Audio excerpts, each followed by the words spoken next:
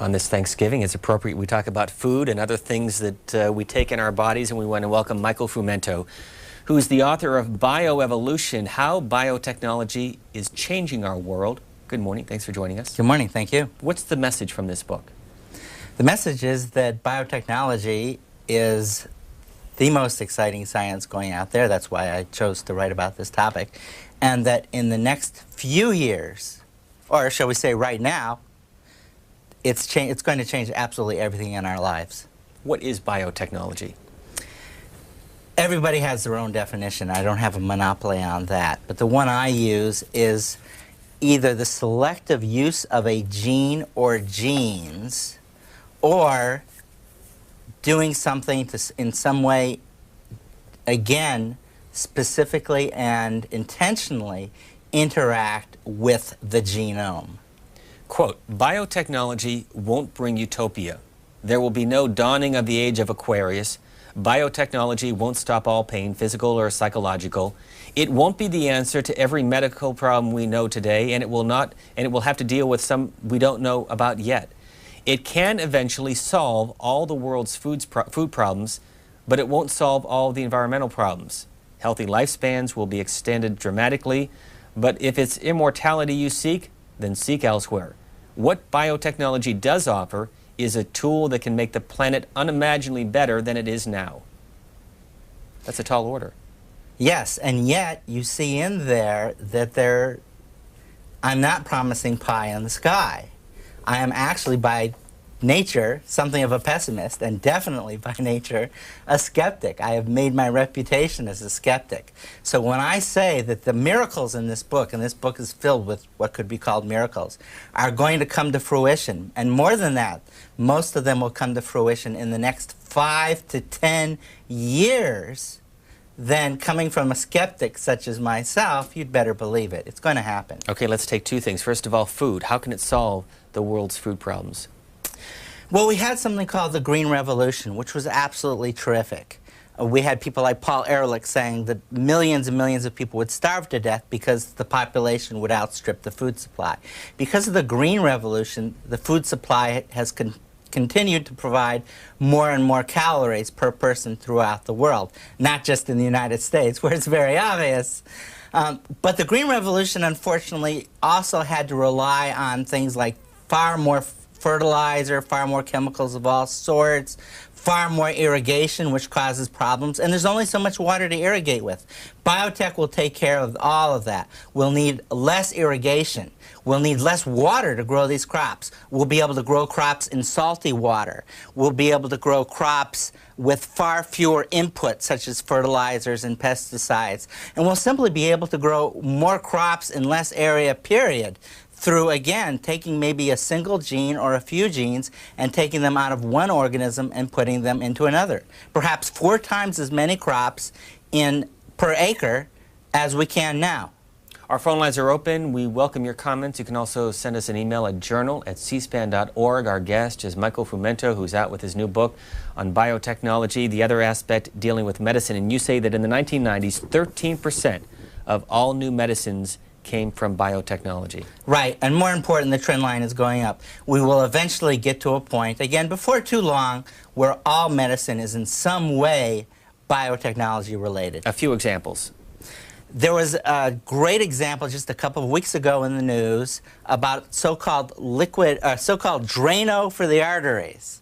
Now this is truly a miracle drug.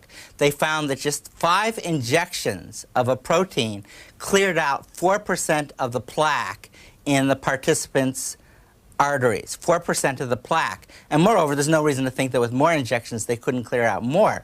But 4% is incredible. It would take a statin drug 18 months to accomplish the same thing. In short, this drug could lead, because it can prevent atherosclerosis, which is one of the biggest killers in the United States, and heart disease is the biggest killer. This drug could save literally hundreds of thousands of American lives alone each year. And this drug is biotech. It was discovered 25 years ago in northern Italian men that they had a special protein that gave them a certain type of cholesterol that greatly lowered their risk of heart disease. Well, 25 years ago, it was a nice discovery, but they couldn't do anything with it. But then biotech came along, gene splicing specifically came along, and they were able to take this protein and splice it into bacteria and grow as much as they wanted. That's the future of medicine. For somebody who may have just tuned in, maybe watching the turkey tips on the other morning programs, why should they care about this? Why is it important? It's important in any way you can think of. It's important in terms of, for example, human health. Again, when you think of one biotech drug helping to prevent hundreds of thousands of premature deaths per year in the United States alone, when you think of just a few different types of biotech plants that are already well underway as far as being developed, that will save tens of millions of lives, maybe hundreds of millions, by preventing malnutrition and blindness and what have you through the world. When you think of something called bioremediation, which means the use of microorganisms or plants or what have you to clean up toxic waste dumps in an environmentally friendly and cheap way. When you look at just those few areas of biotech, again, you see how this is going to cause absolutely dramatic, drastic, and very good changes for the world. Some background on our guest, Michael Fumento, who's the author of this book, Bioevolution, How Biotechnology is Changing Our World. He began his career working for Congressman Dan Crane back in the 1980s. He's a graduate of the University of North Carolina, where he earned his undergraduate degree, and then on to the University of Illinois. Served in the U.S. Army as a former fellow at the American Enterprise Institute. He used to write for the Washington Times and also for the Rocky Mountain News. And our first call is from Philadelphia. Good morning. Good morning. I had a question as to how you felt about stem cell research, as to whether or not you felt this fell into this area. And my comments before you comment on it would be, if certain people in the government are so pro-life, then why are they against stem cell research whenever it could prolong people's lives, in essence being pro-life through medical advances and advances in farming to feed the starving people around the world? Thank you, caller. Unfortunately, there's a lot of mythology concerning stem cell research, and the first thing you need to understand is there are two completely different paths, two completely different types of stem cells. You are talking about what are called embryonic stem cells, and these are made by growing human embryos and literally ripping them apart in order to get the stem cells from them. People have ethical problems with that because whether or not you believe that this is a very early abortion, as some people do, there's no doubt that an embryo is human life. It's not a chicken, it's not a monkey. It's a human, it is human. So people have ethical problems with that, and we all need to be concerned with other people's ethical problems, whether we believe that or not. The other problem is embryonic research does in fact lead to cloning research. There's no getting around it. It's the very first step towards human cloning. You can stop at some point if you wish, but the research will lead in that direction. That's why people have problems with embryonic stem cell research. But there's something called adult stem cells. Now, these have already been used therapeutically since the 1980s.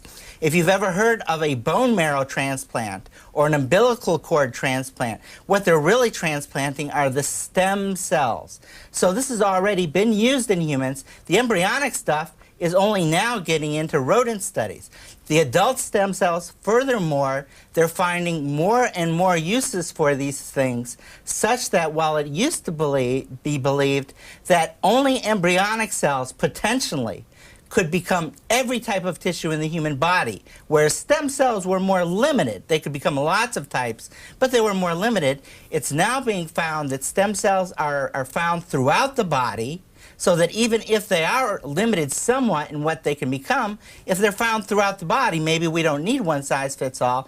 Moreover, 3 different sets of researchers have found that perhaps a single type of stem cell, adult stem cell mind you, can in fact become all types of cells in the body. So I argue in my book, we don't need the embryonics and we don't need all that ethical baggage that comes with the embryonics. The adult stem cells will work. Other books by our guest, Michael Fumento, include Science Under Siege, the myth of heterosexual AIDS, and also the fat of the land, the obesity epidemic, and how overweight Americans can help themselves. Albuquerque, New Mexico, next for our guest. Good morning. Good morning. Happy Thanksgiving. And to you too. Hey, I'd like your guest there to also mention the fact that a lot of countries, a lot of people in the world refuse to eat our biotech stuff. You know, just because you can do something doesn't necessarily mean you should. You know, we're getting so arrogant that we think we can recreate things that God has created. That's pretty foolish, I think. Thanks for the comment. Greenbelt, Maryland, you're next. Yes, I'm very disturbed by your guest's columns on the so-called safety of silicone implants. I left him messages on the Nazi origin of silicone implants, and he never called me back. Silicone is tied back to Nazi scientist Otto Ambros, who served 3 years for manufacturing the Zyklon B gas used on Jews. Well, he also is the father of liquid silicone, and he was recruited while in jail by Dow Chemical to work on plastics and chemicals. Your response? Really, I'd rather stick to biotechnology, but the fact is this lady is completely wrong.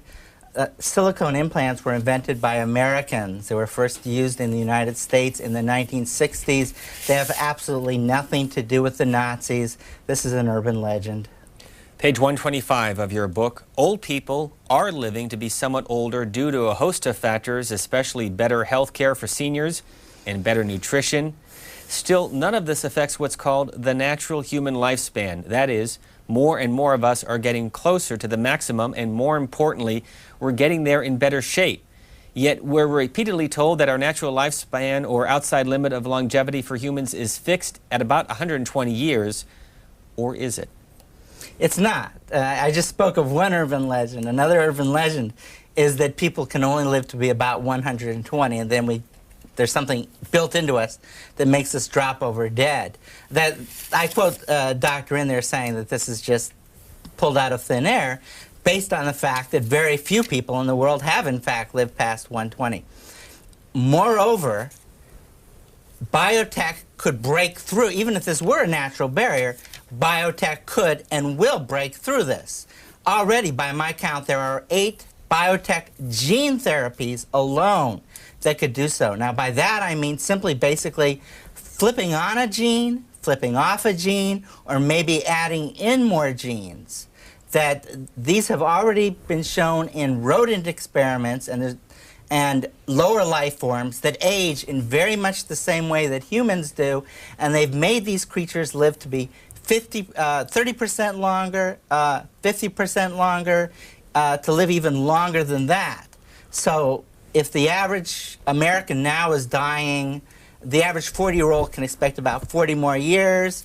Now they can really, many of the people watching the show, I'm telling you right now, are going to live well past 120, in fact, well past 150. And most importantly, the period before they become decrepit, before they have to be in a wheelchair or in a nursing home or what have you, will likewise be extended well into maybe 140, 150 years, or even more.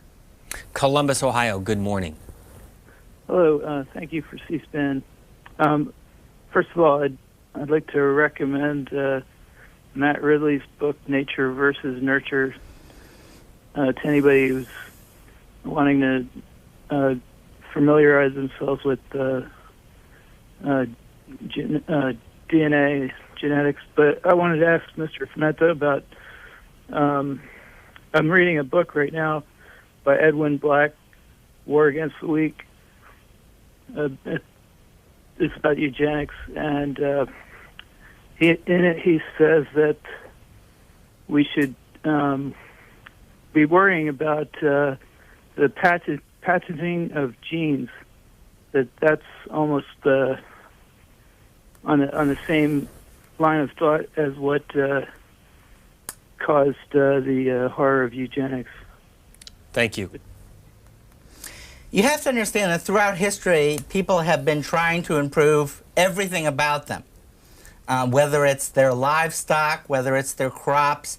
An earlier caller talked about how this is playing God. I think was, the expression always pops up, by trying to alter the things around us. Well, the fact is, for example, with crops and with animals, we've been altering their genomes for 5,000 years now through traditional crossbreeding. Biotech is simply an improvement upon that. Well, with eugenics, it's only natural that people are going to want their children to be somewhat smarter, that they're going to want them to be improved in any way. And guess what? They're already doing it. But right now, it tends to favor rich people because they can put their kids to the best high schools, private schools, colleges. If, in fact, we ever use gene splicing, gene therapy to make our kids, say, smarter, this will hardly be anything new. And more than that, the worst thing about eugenics was not the idea of simply trying to improve the human race. The excesses of eugenics, as we saw in the Nazi era, was sterilizing and killing off the weak, the so-called inferior. If we ever see any kind of eugenics with biotech, it would not involve killing off or sterilizing anybody. Our guest is Michael Frumento. Our topic, biotechnology, the book Bioevolution, How Biotechnology is Changing Our World. Indianapolis, good morning. Yes, thanks for the opportunity for calling in. I think we've kind of gotten off track. I just wanted to get back to the environmental implications of altering crops and different types of aspects of how the human body reacts to those changes as well. When we change a crop from its original lifespan and or original intention in nature, because I believe nature has cycles, and sometimes crops aren't meant to go beyond an extended period of time. I understand with a food and health crisis, trying to feed those who can't and aren't possible and aren't able to grow crops in a region where they may have been struck by a natural disaster, but at some point in time, nature has a way of balancing it out. And when we start messing with the balance, do you think there's some implications in the future that may cause us to have some unforeseen problems that we hadn't really thought of just because of a simple tampering with the lifespan of a crop? And that's my question. Thank you, caller. It's important to keep in mind that virtually nothing we eat now that does not have the word wild in it is as it originally was. So, okay, let's grant that Ewell Gibbons's wild hickory nuts were always that way. But on the other hand, now today's Thanksgiving.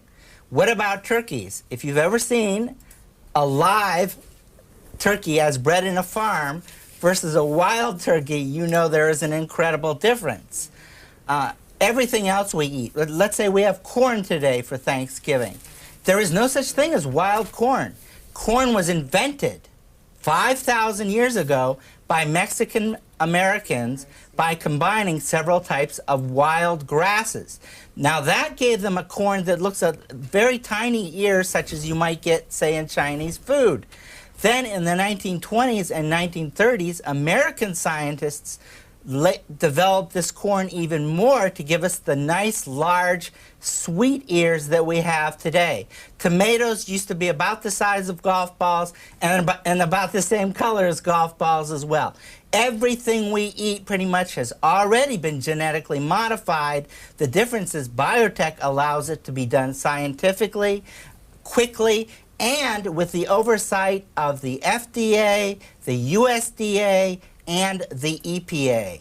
And just this side note from today's New York Times, this is a poultry distributor in Harlem, New York, and carrying on a tradition that began 80 years ago, providing live turkeys, fresh, guaranteed, for Thanksgiving. Next call is from Page Springs, Arizona. Good morning. Good morning. Thank you for taking my call. I'm a little nervous this morning. I've noticed that in watching the cloning history, that of Dolly, etc., that if I'm not mistaken, it takes the use of the uterus to to make the cloning happen. And I've also noticed that it's always the men that seem to have the biggest problem with the cloning. And is it true women can clone women and there would be no more use of procreation in our normal form if women could do this? And is that why men are so afraid of it? Thank you, caller. It is true. There is a method of cloning. Obviously, it's not in use yet. It's a potential method. It's called parthenogenesis.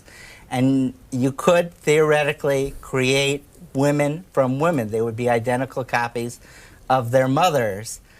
This is something that I don't think is a particularly good thing.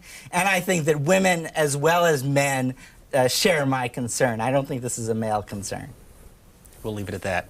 From page 251, getting more vitamins into foods we enjoy, a major goal of biotech engineers. As it happens, those who pop vitamin supplements also are those likely to eat well, while unfortunately non-poppers tend to eat more junk. And in essence, what you say in this chapter on foods that taste too good to be healthy is the influence of vitamins in products like milk, other dairy items that normally would not be there, and the difference between what we have in this country with vitamin D installed or being incorporated into the milk versus those in third world nations that drink it straight from the cow. Exactly so. All countries have or had at one point vitamin deficiencies. In the United States, we had vitamin D deficiencies, we had iodine deficiencies, we had folic acid deficiencies. So what did we do? Well, we added vitamin D to milk. We've added folic acid to bread quite recently, and we've added iodine to salt. Now, in an industrialized country like the U.S., you can do that, and you can do that cheaply. But there are terrible, far worse vitamin deficiencies in underdeveloped countries. For example, vitamin A, iron, and zinc are the big three, really. Because of the lack of vitamin C, or vitamin A in rice, which is a staple crop throughout much of the world, a couple of million people die every year. It is the leading cause of childhood blindness, the fact that there's no vitamin A in rice. Biotech is changing that even as we speak because researchers have created something called golden rice, where they have taken genes out of all things the daffodil flower, which has vitamin A in it, and they've inserted those genes into the rice. So now when people eat rice, they get the vitamin A they need. Maybe not all they need, but there are going to be other ways of getting the vitamin A as well. Moreover, these same researchers took this rice, which has iron in it, but it's not bioavailable. In other words, our bodies can't break it down and use it. They added another gene to make that iron in the rice bioavailable. So they actually did more to the rice, but the point is made that they have now taken with one staple crop. They've taken it, it had two great malnutrition problems, vitamin A and iron, and they have changed that through biotechnology, and it's already been done. This is not the work of the future. This is the work of the here and now. Washington Post reporting this morning from a new United Nations report on hunger in America and around the world, saying it is increasing across the globe. The number of hungry people in the world increasing during the last half of the 1990s by 18 million worldwide to a total of 842 million people, reversing a steady drop over the past 3 decades, according to a new study by a UN agency. More than 1 in 7 people in the world endure chronic hunger, which is measured by a daily intake of less than 1,700 calories and a lack of access to safe and nutritious food. The vast majority, about 798 million, live in poor developing countries. About 10 million reside in the world's wealthiest industrialized nations. Next call is from Oakland, California. Good morning. Yeah, good morning. I'm reminded of an article I read in Mother Jones a couple years ago regarding genetically modified salmon in British Columbia. And the article mentions that if one of those modified salmons jumps out of the fish farm in Canada, it can contaminate the entire natural species of salmon in the Pacific Northwest. Now, how are you going to explain that to the Native Americans? Well, the first thing I'd explain is that anything you read in Mother Jones is going to be anti-biotechnology. That's their viewpoint, and they're never going to stray from it, no matter how many lives it will save. Mother Jones isn't concerned about the starving countries in Africa. It's concerned about its American readership. As far as this particular salmon goes, these salmon, first of all, are sterilized. They cannot breed. Second of all, they're held in controlled pens where theoretically, yes, one could escape. Hey, we've all seen Jurassic Park after all, but this is another protection. Finally, these salmon really are, for the most part, inferior as far as survival. The only trait they have that makes them superior is that they grow to market size about 3 times faster than an ordinary salmon. They don't actually grow bigger ultimately, they just get to full size somewhat larger. That means that they can be brought to market more quickly, they can be brought to market more cheaply, and ultimately the same techniques can be used not just in salmon, which is pretty much a, you know, a first world type fish, but it can be used in fish throughout the world to feed the starving millions of people that we just heard about. And of course, fish is an extremely wonderful high protein food. A related email from this viewer who says, quite some time ago, National Public Radio talked about the problem of the same antibiotics being used in livestock as is administered to people. The problem here is that when people eat enough of this, they develop a tolerance for or even an immunity to that said antibiotic. This then creates problems in treating people for medical conditions for which a shared antibiotic is the treatment. Correct or not? Well, the jury's actually still out on that, but insofar as it has nothing really to do with biotechnology, I'd really rather not go into it. Next call is from Trenton, Florida. Good morning. Yes, good morning. I just wanted to preface this that I'm all for biotechnology advances, but I just had a couple small questions. I don't know how to really word it all together, but I wondered, with all the money that's poured into research, do you think we get the right bang for the buck, as it were? And is it getting to be too costly to where we can't afford the products that we're developing? That's a really good question, because some of these new biotech drugs, while they are miraculous, there's really no other word for it. In that sense, of course, I don't mean a gift from God, but I mean something that's just an absolute leap beyond anything we've had before. We're getting drugs that treat diseases that literally all a doctor before could do was give you an aspirin and say, you know, I sympathize with you. We're getting these drugs, but some of them are extremely expensive to make. A pill can literally cost just a few cents to make if it's combinatorial chemistry. Even though they might sell it for $3, it costs 3 cents to make.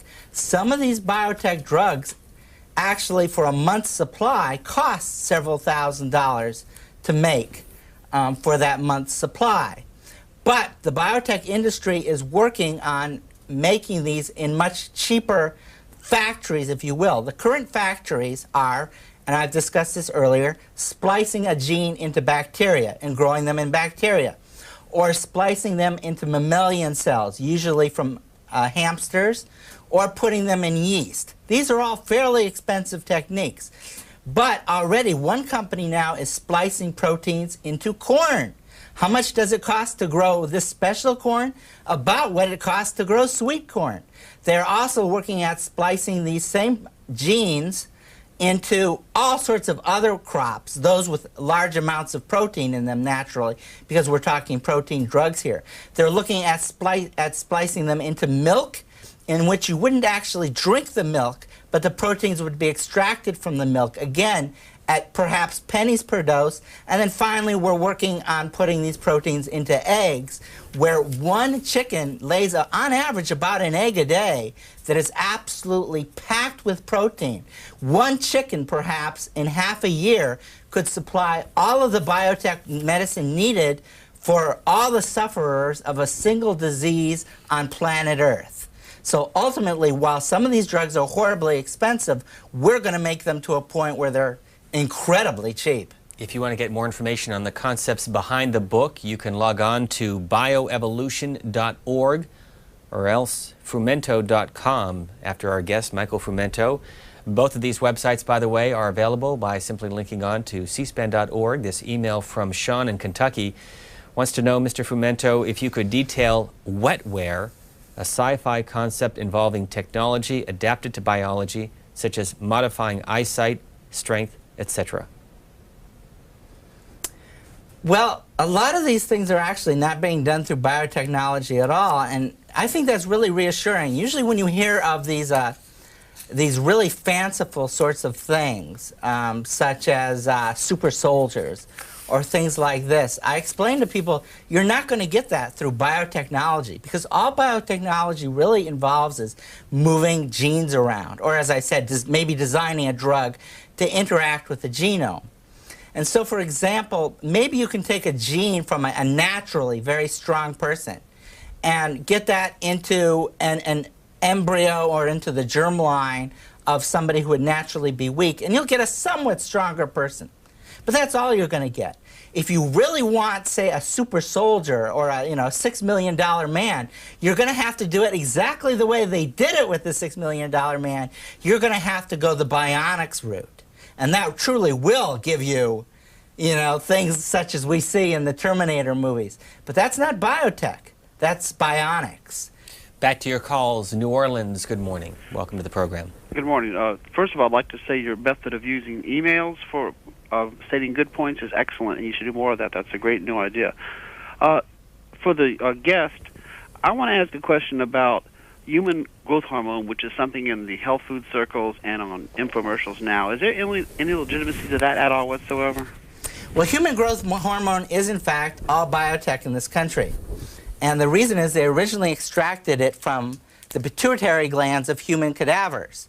And it was, in fact, a wonderful drug because, for example, it allowed people who are doomed to be dwarfs, little children doomed to be dwarfs, to grow to be more or less normal size. It's also had applications in other therapeutic areas, such as AIDS. But then it was discovered that there was something horrible coming out of this cadaverous human growth hormone, Jakob-Creutzfeldt disease.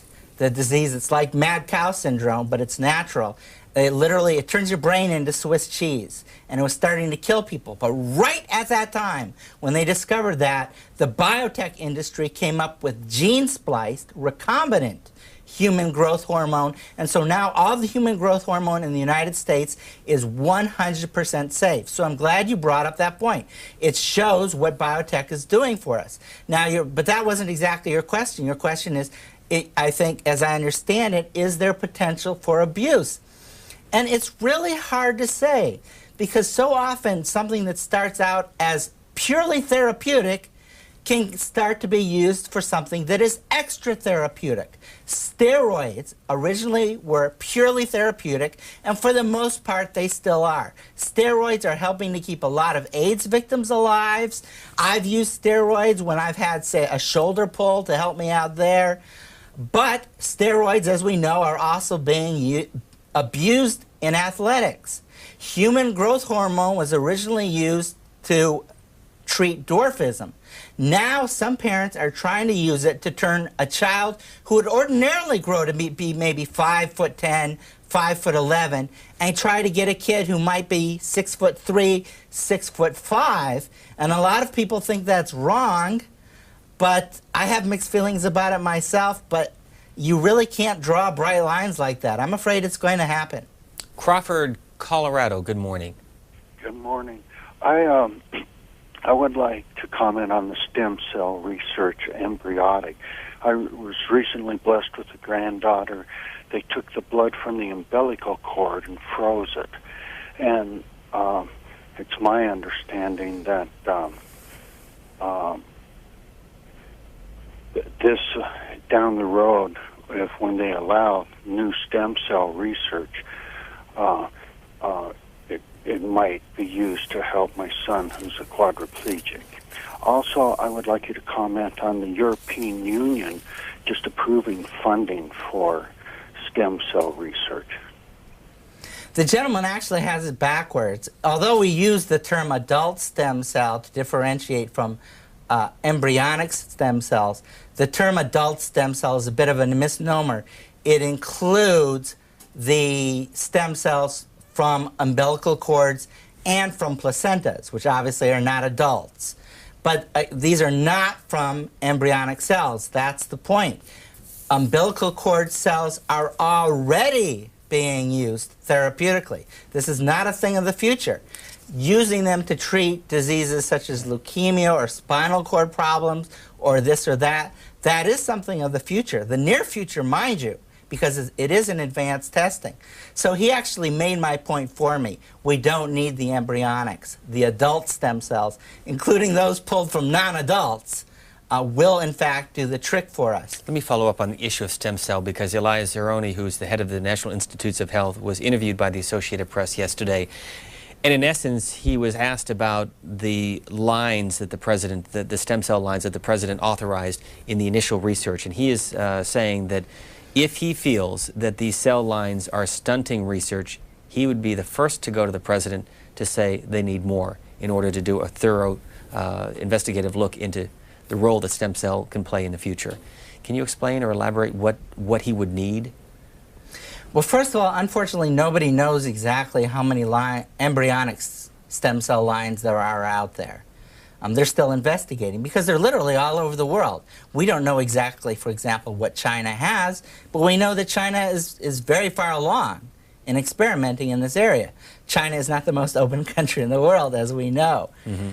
It also needs to be pointed out that you don't need any fixed number of embryonic stem cell lines, assuming you feel a need to have embryonic stem cells at all, which I don't.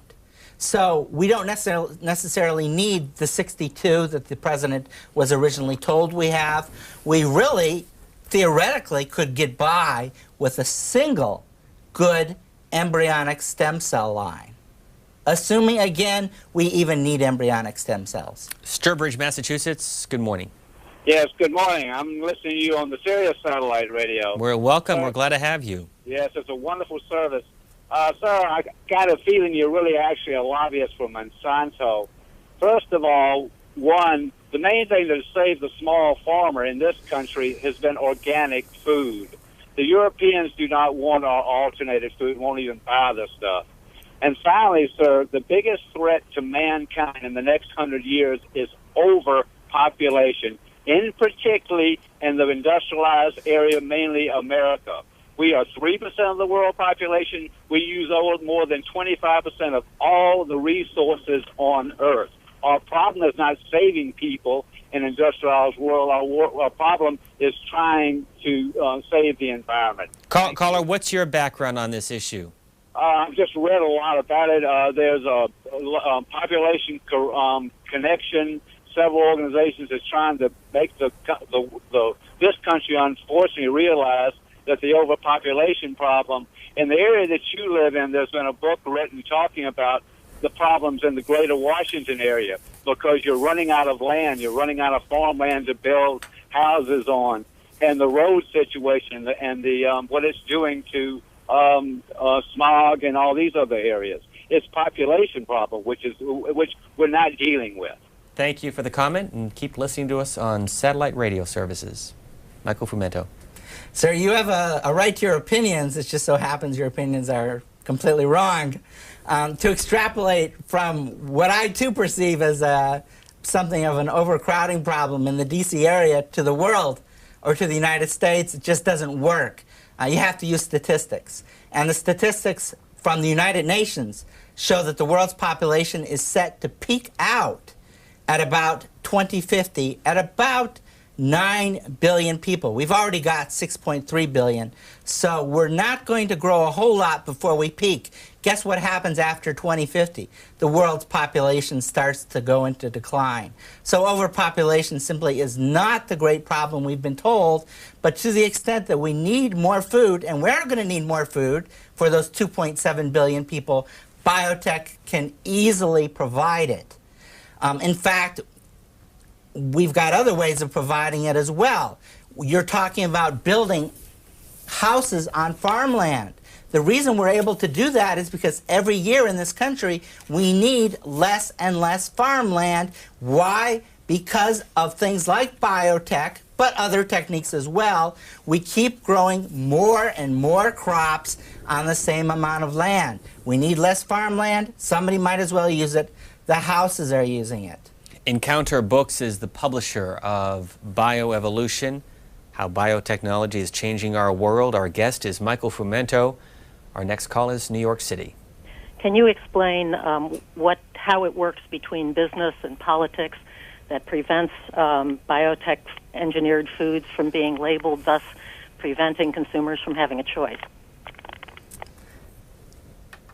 It's not so much politicians, it's the FDA, which has decided that food does not need to be labeled in this country as biotech. And the reason is quite simple. The FDA says, look, we can only put so much on a label. Now, mind you, in a lot of countries, they don't use food labels at all. We have actually a fairly large one. Depending on the size of your package, the label may be half the package already. But the FDA says, look, what goes on a label is what the consumer really needs to know for the consumer's health. There's no room for extraneous stuff. And so, for example, there are people who would like it to be on the label whether this food was hand-picked or machine-picked. The FDA says, no, it doesn't affect the food. It doesn't go on the label. There are people who want on the label whether this potato was grown in Idaho or somewhere else. The FDA says, no, it doesn't affect the food, whether it was grown in Idaho or somewhere else.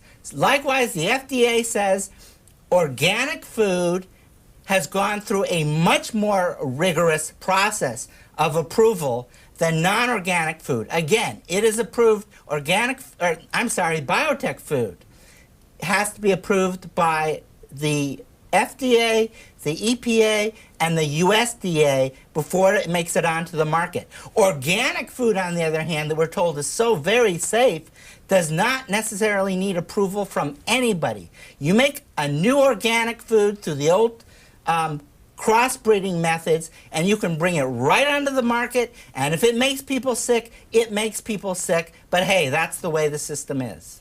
This email from a viewer in Colorado. Would you care to comment on the political issue of environmentalists who so vigorously oppose measures such as those you have written about that would save many human lives, especially in the third world? For example, there are people refusing to allow genetically modified wheat to go to Africa where it is desperately needed. Is this viewer accurate? It's actually genetically modified corn, but the point is the same. What has happened is last year, Africa was severely threatened by out-and-out starvation. Now, mind you, Africa continues to have a severe malnutrition problem. But they were threatened with out-and-out starvation, with literally hundreds of thousands of deaths. The United States sent over biotech corn.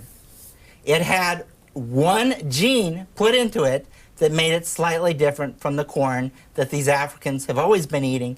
It is exactly the same corn that has been used in the United States, grown in the United States and eaten here since 1996. So we were not using Africans as guinea pigs, as was claimed. We were giving them the food that we were eating, but we had extra supplies, and we were trying to be generous and help. Along come the green groups, and they say, no go, this is biotech. We can't have biotech food in Africa. And if that means literally millions of people starving to death, so be it. Originally the African governments wanted the food, and then they said, oh, no, we have to keep it in the warehouses because someday we might want to export to Europe. We don't yet, but we might want to. And if we do, and any of this corn gets out, it could get in with our non-biotech corn, and Europe will refuse to import any of our food. Now, what was the action of the starving African people? God bless them. They broke into the warehouses, and they took the corn, and they fed their families anyway. Next call, Surrey, Virginia, for Michael Frumento. Good morning. Good morning. I had kind of a dual-purpose question. When they cloned first they genetically spliced a gene into a cow that produced milk that had a drug in it that was good for cystic fibrosis. I can't think of the name of the drug.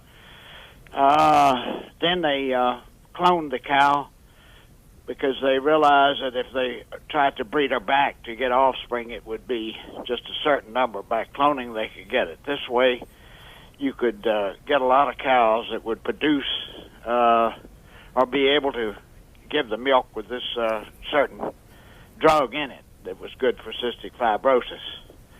I went to one of the universities, spoke with the department chief of dairy science, they asked him about this, thinking that maybe it would be a good way to help a lot of industries, the drug industry, the dairy farmers, clone a lot of cows, and a certain farmer could produce milk for this. They said they weren't interested and threw up their hands. And I think it's because of artificial insemination, because this ruined the dairy breeding end of it. I had been superintendent of dairy cattle at the fair, and I had one man to tell me he just came to the fair for his children. He said previous years before artificial insemination, he'd been able to sell 20 calves. This ended it. I guess my question is, why is there so much resistance? I noticed in Europe. Resistance towards? Any improvement. Okay, thank you. Well, first, it's important to point out that artificial insemination is really an old technology. It's not biotechnology, and that the entire cattle industry now relies on artificial insemination. They extract the semen from the bull, and they use that to impregnate essentially all their cows. Some cows, I guess, still go the old-fashioned means, not biotech. The rest of what you talk about is biotech. Many types of animals are, in fact, being gene spliced. They're putting in a gene so that in their milk they will produce a therapeutic protein. For example, the original cloned animal, Dolly the sheep, was not cloned so that some company in Scotland could say, hey, we cloned the first mammal, look at us. Dolly was cloned because she was to carry in her milk a gene so that her milk could be extracted and used to create human clotting factor. But this milk can be used for any number of other diseases, such as the one you named, cystic fibrosis, which is a horrible disease. But you name it. Basically, any protein, therapeutic protein we want, can theoretically be produced in the milk of cows, sheep, goats, pigs. It's already being done, in fact. It's just not, none of it's yet FDA approved. So this is a wonderful technology, and it is being resisted, really not so much.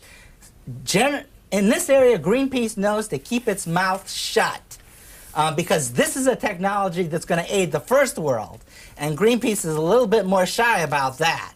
They're willing to let people die by the millions in the third world. They're a little bit more hesitant to do so in the first world. That said, you still see a bit of resistance here because you hear things tossed around that just don't make any sense. They sound good, like, oh, you're playing God because you're cloning or because you're inserting this single human gene or the single gene into an animal. No. Okay, fine. If you want to say that it is unnatural that we stop people from dying from horrible diseases like cystic fibrosis, I'm all for you. Biotech is unnatural. But that's as far as I'll go. Montera, California. Thanks for waiting. Oh, sure. Thanks for letting me on. I do have a couple questions. One caller previously made reference to Monsanto, and I am curious if your speaker has any financial relationship with Monsanto, if he receives any support, or from other similar firms. But that's not my main question. We'll answer that and then come back to your next point. Okay. Any connection? Monsanto is, in fact, a big supporter of mine in the sense of they have bought up some of the books, as have a lot of different companies, because the book does say good things about Monsanto. So it makes perfect sense that they would do that. Well, then, at what point are you a scientist searching for truth, and at what point are you a salesman or a pitchman for Monsanto and their products? Because that's where my question is. My main concern is the idea of Monsanto or any other corporation owning a patent on genes. You mentioned with the golden rice, for instance. You know, the people in these third world countries have grown rice for centuries and centuries and centuries, and nobody owns the patent on it. If they want to grow rice or they want to experiment with rice, they can do it on their own, and they don't have any corporate masters they have to pay for. If Monsanto starts putting out golden rice, or they use other products where they have one generation, where they have sterile products, so people have to buy the seeds every year from Monsanto. Or similarly, where Monsanto has their Roundup Ready products, where they sell seeds that will grow into plants that are able to accept Roundup, one of Monsanto's pesticides, and which will then make the farmers dependent on those kind of seeds and dependent on using that pesticide. And so I think it establishes dependence that really doesn't free the third world up from hunger, but in fact makes them taking products that were their own and making them growing products that belong to a different corporation on their own land. Actually, your argument backfires on you. You talk about products of their own. I talked about a product of their own. It's called plain old white rice that has been a staple crop throughout much of the third world for thousands and thousands of years. I talked about how it contained no vitamin A, no usable iron, and that millions of people died and went blind because of this. I talked about how a research team using gene transfer technology was able to create golden rice that solved that problem for these people. But, and now this is the little tiny point on which you're right, at that point the research team ran into a problem. There were literally hundreds of patents out there that theoretically could have prevented golden rice from going past the development stage. And some were in fact owned by Monsanto. What did Monsanto do? It donated the patents. In fact, every single patent of these hundreds that were needed by this research team were donated by these same companies, the Sygentas, the Bayer crop scientists, the Dow agro scientists, all these multinationals that everybody loves to hate. All these patents were donated. These companies are also working on crops that can't possibly bring them a single penny, but they're doing it to help out in the third world. Now, you may say, well, they're only doing it because it's good publicity. You know, personally, I couldn't give a darn whether it's good publicity. I like seeing people's lives saved. I like seeing people not going blind. I like the idea that people in Africa may someday achieve the same standard of living that we're achieving. And if Monsanto wants to spend its hard-earned money, its stockholders' money in helping to develop these crops, bringing scientists over from Africa to study at Monsanto, and then go back to Africa. If Monsanto sees that it has some sort of gain in there, then God bless Monsanto, and I'm all for it. And they don't have to pay me to say something like that. At 4:30 Eastern Time, 1:30 for those of you in the West Coast, a discussion that took place at Boston University on the topic of human cloning, part of our afternoon schedule here on C-SPAN. Next is a call from Vista, California. Good morning. Good morning. I was very glad to hear Mr. Fomento explain that golden rice situation, because I had heard about that as well. I'm so glad that Monsanto gave out the patents and allowed that to happen, and I just hope that the golden rice can get quickly into the third world. And I do have one concern about a Monsanto product, and that is that Roundup Ready plant. I used to live in the San Joaquin Valley, with pesticides and all the rest, and I'm generally a great supporter of biotech. But when it comes to the herbicide-resistant plants, I've seen the way my farmer friends used herbicides, and if they could use more to kill weeds, they would. And if they have a plant that's resistant to it, what I'm afraid is that that they'll overuse the Roundup, these crops that in the past would have died before they could have come to our table would instead be like saturated with the Roundup material and with these other herbicides that the plants are now resistant to, but the weeds aren't. Thanks for the comment, caller. With about a minute left, we'll take one more from Houston, Texas. Good morning. Thank you very much. Howdy, Steve, and happy Turkey Day. Three things really quickly. Number one, this is one of many things that's going on. If we're going to have a shortage of anything, isn't it going to be a scientist? Number two, how important is it for us to preserve old species, old seeds? I know you aren't going to answer all these. Number three, and this is way down the line, way out there, but if anybody's concerned about limits to growth, how many square miles are there on the moon? How many are there on Mars? And agricultural concerns of cross-contamination, greenhouses on the moon, that'll eliminate that problem. There's a lot there. Can you summarize quickly? No. We don't need greenhouses on the moon. We can do everything we want right here on Earth. As I said, some of these technologies, here's one. Again, we're not talking out in the future.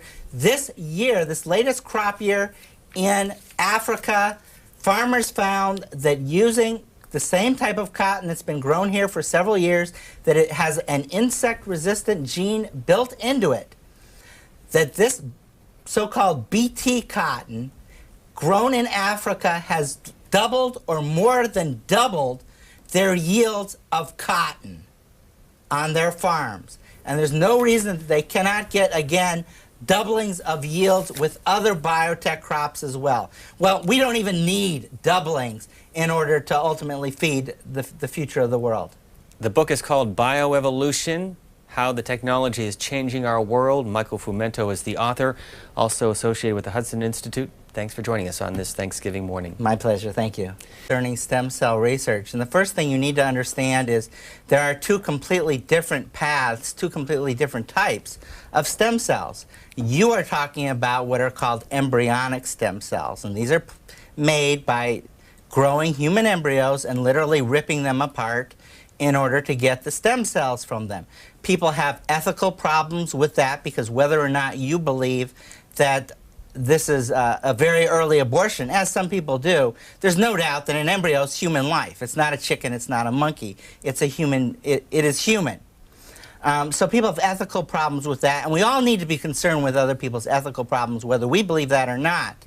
The other problem is embryonic research does in fact lead to cloning research. There's no getting around it. It's the very first step towards human cloning. You can stop at some point if you wish, but the research will lead in that direction. That's why people have problems with embryonic stem cell research. But there's something called adult stem cells. Now, these have already been used therapeutically since the 1980s. If you've ever heard of a bone marrow transplant or an umbilical cord transplant, what they're really transplanting are the stem cells. So this has already been used in humans. The embryonic stuff is only now getting into rodent studies.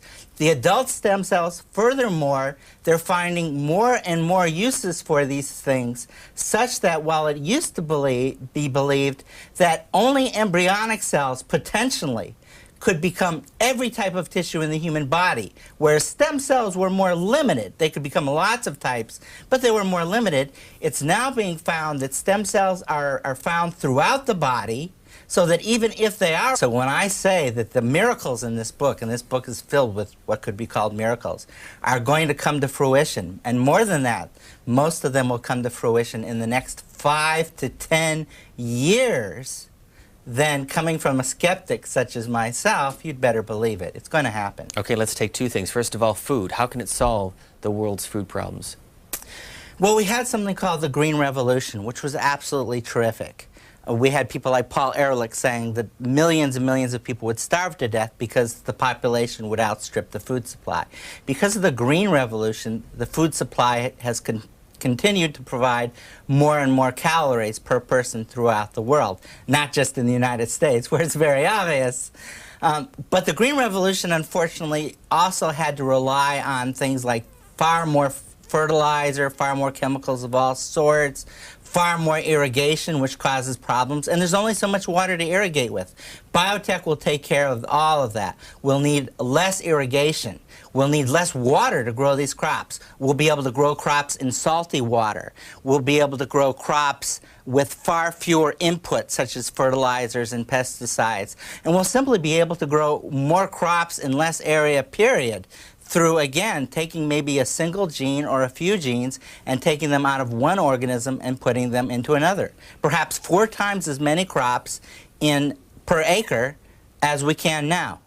Our phone lines are open. We welcome your comments. You can also send us an email at journal@cspan.org. Our guest is Michael Fumento, who's out with his new book on biotechnology, the other aspect dealing with medicine. And you say that in the 1990s, 13% of all new medicines came from biotechnology. Right, and more important, the trend line is going up. We will eventually get to a point of just a few different types of biotech plants that are already well underway as far as being developed that will save tens of millions of lives, maybe hundreds of millions, by preventing malnutrition and blindness and what have you through the world. When you think of something called bioremediation, which means the use of microorganisms or plants or what have you to clean up toxic waste dumps in an environmentally friendly and cheap way. When you look at just those few areas of biotech, again, you see how this is going to cause absolutely dramatic, drastic, and very good changes for the world. Some background on our guest, Michael Fumento, who's the author of this book, Bioevolution, How Biotechnology is Changing Our World. He began his career working for Congressman Dan Crane back in the 1980s. He's a graduate of the University of North Carolina, where he earned his undergraduate degree, and then on to the University of Illinois. Served in the U.S. Army, is a former fellow at the American Enterprise Institute. Used to write for the Washington Times and also for the Rocky Mountain News. And our first call is from Philadelphia. Good morning. Good morning. I had a question as to how you felt about stem cell research, as to whether or not you felt this fell into this area. And my comments before you comment on it would be, if certain people in the government are so pro-life, then why are they against stem cell research whenever it could prolong people's lives, in essence being pro-life through medical advances and advances in farming to feed the starving people around the world?